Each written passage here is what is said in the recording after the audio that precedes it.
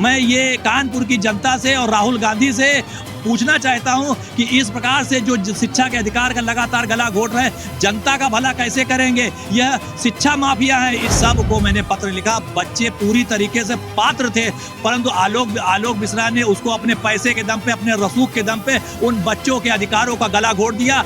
और जिला बेसिक शिक्षा अधिकारी के सहयोग से आलोक मिश्रा ने गरीबों की सीटों में ही बहुत बड़ा घोटाला किया हुआ है, क्योंकि आलोक मिश्रा पैसे वाले हैं और जिला बेसिक शिक्षा अधिकारी उनके चरण पादुका चाटते हैं। यह कभी कानपुर के सांसद ना बन पाए। ऐसे शिक्षा माफियाओं को कानपुर की जनता से दूर रहना चाहिए और ऐसे लोगों को बिल्कुल भी जीत के नहीं आना चाहिए, कभी नहीं आना चाहिए।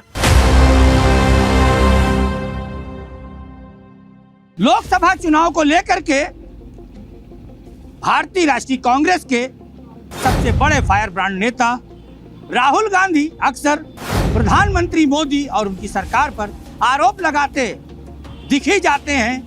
ये जो बीजेपी के लोग हैं ना, ये जो आरक्षण पर और कॉन्स्टिट्यूशन पर आक्रमण कर रहे हैं और इसको खत्म करने की कोशिश कर रहे हैं, ये बिल्कुल गलत है। ये हमें कभी नहीं होने देंगे। कि सरकार गरीबों के लिए कुछ नहीं कर रही है। अगर वो सरकार में आएंगे तो वो गरीबी हटा देंगे। तो हम आपको बता दें कि राहुल गांधी ने कानपुर नगर में जिस प्रत्याशी को लोकसभा चुनाव का उम्मीदवार बनाया है, वो एक निजी विद्यालय का मालिक है। निजी विद्यालय का मालिक होना कोई अपराध नहीं है, लेकिन हम आपको बता दें कि आलोक मिश्रा के संबंध में जो हमें जानकारियां मिली हैं, उन जानकारियों के अनुसार आलोक मिश्रा का एक डीपीएस पब्लिक स्कूल के नाम से स्कूल है। एक स्कूल सर्वोदय नगर में है और एक स्कूल वहां से थोड़ी दूर मैनावती मार्ग के आसपास है, जिसे आजाद नगर भी कहा जाता है। उस स्कूल में उत्तर प्रदेश सरकार द्वारा गरीब बच्चों को दाखिला दिलाने की नीति, जिसे आरटीई कहते हैं, उसके अंतर्गत इन्होंने कई ऐसे गरीब बच्चे थे जिनका हम नाम आपको नहीं बता सकते, लेकिन आगे खबर में हम आपको दिखाएंगे कि कहाँ के बच्चे थे। उन्हें लेने से इनकार कर दिया। राज्य सरकार की जो बॉडी है उसने बार बार पत्राचार किया कि आलोक मिश्रा जी का जो स्कूल है उसमें बच्चों को ले लिया जाए। और एक बात और हम आपको बता दें कि राहुल गांधी और अखिलेश यादव खास करके मुस्लिमों का रहनुमा होने का दावा करते हैं। तो जी हाँ, जिन बच्चों को इन्होंने नहीं लिया था वो मुस्लिम थे, लेकिन हमारी मजबूरी है, हम उनका नाम नहीं बता सकते, हम उनका पता नहीं बता सकते, क्योंकि यह लॉ में है कि जो अलाभित बच्चा आरटीई के तहत आवेदन करता है उसकी जानकारी गोपनीय रखी जाएगी। लेकिन हम आज आपको एक ऐसे शख्स से मिलाएंगे जो यहाँ पर लड़ाई लड़ते हैं गरीब बच्चों की पढ़ाई लिखाई की। बड़े बड़े आंदोलन में उनके नाम शामिल हैं। बहुत ही ईमानदार सामाजिक कार्यकर्ता हैं राकेश मिश्रा जी। आप देख सकते हैं आज उन्होंने हमें बाबा के मंदिर पर बुलाया है और बाबा के मंदिर पर वो कहना चाहते हैं कि जो मैं बोलूँगा सच बोलूँगा। वो आपको बताएंगे और हम आपको उनसे दस्तावेज लेकर के दिखाएंगे भी कि कानपुर नगर के कांग्रेस और समाजवादी पार्टी के इंडिया गठबंधन के प्रत्याशी आलोक मिश्रा किस प्रकार एक निजी विद्यालय के संचालक हैं, जो राज्य सरकार की नीतियों को नहीं मानते, जो गरीब बच्चों को पढ़ाना ही नहीं चाहते, वो कैसे जीतने के बाद गरीबों का भला कर पाएंगे। जो सरकारी स्कूल हैं क्या वो उन्हें बढ़ावा देंगे कि अपने निजी विद्यालयों को पढ़ाने के लिए उन्हें डैमेज करेंगे। बात करते हैं, ये बताइए क्या हुआ था, कैसे इन्होंने बच्चों का आवेदन निरस्त किया था, पूरी कहानी बताइए। आरटी के तहत वर्ष 2022 में जो है 3 बच्चों का चयन हुआ, जो कि इनके यहाँ पे कुल 16 बच्चों का चयन, 16 बच्चों के आरटी के तहत 16 सीटें हैं। उसमें से 3 बच्चों ने मुझे शिकायत करी। तीनों बच्चों के नाम हम भी आपको नहीं बता सकते हैं, क्योंकि आरटी के तहत उनका नाम बताने का प्रावधान नहीं है। तीनों बच्चों को आलोक मिश्रा जी ने अपने स्कूल में एडमिशन नहीं दिया और वो बच्चे आज तक दर दर भटक रहे हैं। तो मैं ये कांग्रेस पार्टी से, राहुल गांधी से पूछना चाहता हूँ, जिस प्रकार से मुस्लिमों के सच्चर कमेटी की लागू करने की अनुशंसा करते हैं, मुझे तो लगता है कि आलोक मिश्रा जी और कांग्रेस पार्टी गरीबी हटाने की बात नहीं कर रही है, गरीब को ही हटा देना चाह रही है, जिससे न रहेगा बांस न बजेगी बांसुरी। हम रोकेंगे मिश्रा जी को। सबसे पहले अब हम आपको वो दस्तावेज दिखाएंगे वर्ष 2022 के, जो इन्होंने हमें सौंपे हैं, वो आपके सामने स्क्रीन पर हैं। आपके सामने जो यह पत्र है, इसे जिला बेसिक शिक्षा अधिकारी ने 16 अगस्त 2022 को दिल्ली पब्लिक स्कूल आजाद नगर शाखा के प्रधानाचार्य को पत्र लिखकर स्पष्ट रूप से कहा था कि आपके द्वारा आरटीई के तहत बच्चे का एडमिशन न लिया जाना खेदजनक है। दूसरा पत्र आपके सामने है, जो खंड शिक्षा अधिकारी कल्याणपुर द्वारा जिला बेसिक शिक्षा अधिकारी को लिखते हुए स्पष्ट किया गया है कि डीपीएस आजाद नगर स्कूल यह कहकर बच्चों को एडमिशन नहीं दे रहा है, बच्चों के ग्राम स्थान उनकी परिधि में नहीं आते। इस पत्र में 2 बच्चियों के एडमिशन की बात लिखी गई है। स्पष्ट रूप से खंड शिक्षा अधिकारी ने लिखा है कि डीपीएस आजाद नगर स्कूल जानबूझकर आनाकानी कर रहा है। तीसरे पत्र में आप देख सकते हैं कि डीपीएस स्कूल ने कितने शातिराना तरीके से जिलाधिकारी को जो रिपोर्ट भिजवाई उसमें यह लिख करके दिया कि जिन्होंने आवेदन किया है उनका घर उसे ग्राम पंचायत क्षेत्र से बाहर है, जो मानक के अनुरूप डीपीएस स्कूल की हद में आता है। जबकि वास्तव में सच्चाई यह है कि जिन बच्चों ने आवेदन किया था वह पात्र थे।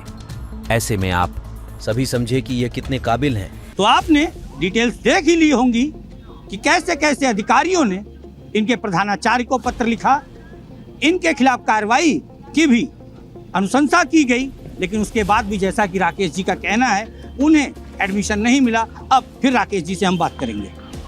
जी, राकेश जी क्या कहना चाहेंगे? के संबंध में मैंने जो है जिला बेसिक शिक्षा अधिकारी, जिला अधिकारी महोदय, उत्तर प्रदेश में जो है राष्ट्रीय बाल अधिकार संरक्षण आयोग, सबको मैंने पत्र लिखा। बच्चे पूरी तरीके से पात्र थे, परंतु आलोक मिश्रा ने उसको अपने पैसे के दम पे, अपने रसूख के दम पे उन बच्चों के अधिकारों का गला घोट दिया। सरकार, जिला अधिकारी, जिला बेसिक शिक्षा अधिकारी, खंड शिक्षा अधिकारी, इन तीनों ने आपस में नूरा कुश्ती करते रहे, परंतु वो बच्चे शिक्षा से वंचित रह गए। मैं ये कानपुर की जनता से और राहुल गांधी से पूछना चाहता हूं कि इस प्रकार से जो शिक्षा के अधिकार का लगातार गला घोट रहे हैं, जनता का भला कैसे करेंगे? यह शिक्षा माफिया है। इनको जो भविष्य के अपने आप को कानपुर का सांसद बनने का सपना सजोए हुए हैं, मेरी ईश्वर से प्रार्थना है कि ये सपना इनका हमेशा बरकरार रहे, यह कभी कानपुर के सांसद ना बन पाए। ऐसे शिक्षा माफियाओं को कानपुर की जनता से दूर रहना चाहिए और ऐसे लोगों को बिल्कुल भी जीत के नहीं आना चाहिए, कभी नहीं आना चाहिए।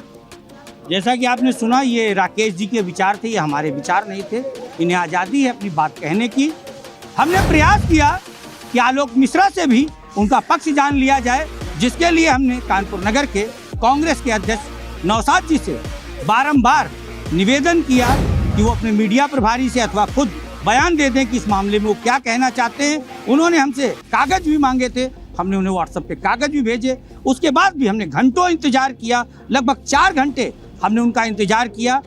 जो इंडिया गठबंधन के कुछ अन्य लोग हैं, उनसे भी हमने संपर्क साधा कि आलोक मिश्रा इस बारे में कुछ कह दें, लेकिन घमंड में चूर आलोक मिश्रा और उनकी टीम ने हमें बयान देना मुनासिब नहीं समझा।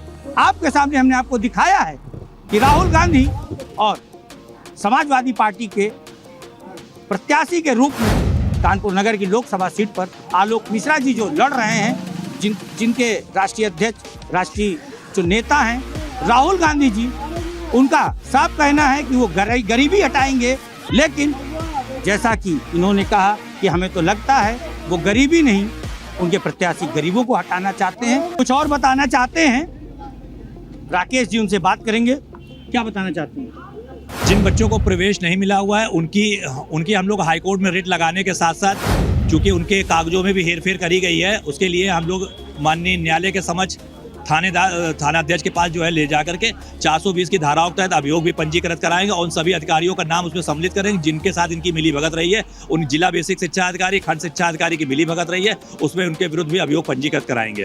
अच्छा, ये बताइए, जैसा कि आपका कहना है कि इन्होंने किसी को एडमिशन नहीं दिया, लेकिन कहीं ना कहीं हमें लग रहा है कि जो भारतीय जनता पार्टी की भी सरकार है, उनकी सरकार में ऐसे लोग पनप रहे हैं। हमारा मानना है कि आपको भी कहीं ना कहीं जो वर्तमान की सरकार है, योगी सरकार, क्योंकि ये चुनाव लोकसभा का है, इसके बाद योगी सरकार तो रहेगी। सरकार किसकी आएगी हम नहीं जानते केंद्र में, लेकिन ऐसे में जो ये स्कूल वाले हैं, निजी विद्यालय वाले हैं, जो ये गलत कार्य कर रहे हैं, हम बार बार आपको बता देना चाहेंगे।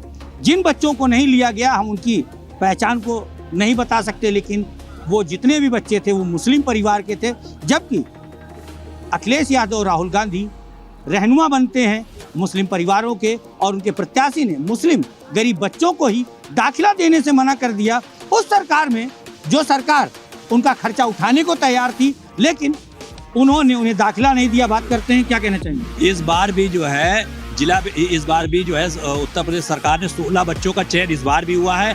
एक भी बच्चे का अभी तक प्रवेश नहीं प्राप्त हुआ है और जिला बेसिक शिक्षा अधिकारी के सहयोग से आलोक मिश्रा ने गरीबों की सीटों में ही बहुत बड़ा घोटाला किया हुआ है। वहां पर छात्र संख्या अधिक है और उससे केवल मात्र 16 बच्चे आरटी के तहत चयनित हुए, जबकि अगर स्कूल की सही से जांच करा ली जाए तो कम से कम 50 बच्चों को आरटी के तहत एडमिशन होना चाहिए था। चूंकि आलोक मिश्रा पैसे वाले हैं और जिला बेसिक शिक्षा अधिकारी उनके चरण पादुका चाटते हैं, इसलिए बच्चों का प्रवेश नहीं हो रहा है। और अगर आलोक मिश्रा जी चुनाव लड़ रहे हैं और गरीबों की सेवा करना चाह रहे तो पहले इस वर्ष के 16 बच्चों का पहले एडमिशन ले लेते तो कानपुर के लिए उनका एक लिटमस टेस्ट हो जाता कि वो गरीबों की वाकई चिंता करते हैं।